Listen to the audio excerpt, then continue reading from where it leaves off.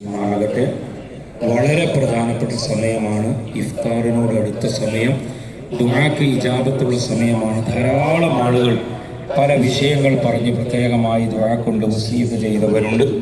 ഇതിനു വേണ്ടി കഷ്ടപ്പെട്ട വോളണ്ടിയേഴ്സുകളുണ്ട്. ഇവിടത്തേക്ക് അരികളും ആടുകളും എത്തിച്ചവരുണ്ട്.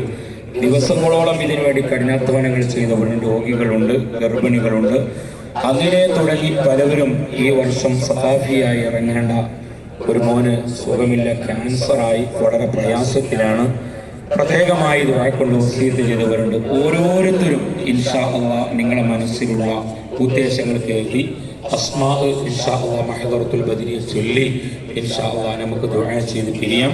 Page number 8. ഇൻഷാ അല്ലാഹ് ലക്ഷങ്ങൾ ഇതിന് ചെലവുകളുണ്ട്. ഓരോരുത്തരും അസ്മാഉൽ ബദർ ചൊല്ലുന്നതിന് മുമ്പ് അന്ന ദുആ മുസ്തജാബുൻ ഇൻദ ദിക്രി അസ്മാഇ അഹ്ലി ബദർ, അസ്മാഉൽ ബദർ ചൊല്ലി ദുആ ചെയ്യുമ്പോൾ ആ ദുആക്ക് ഉത്തരമുണ്ട് എന്നുള്ളത് ഉറപ്പാണ്.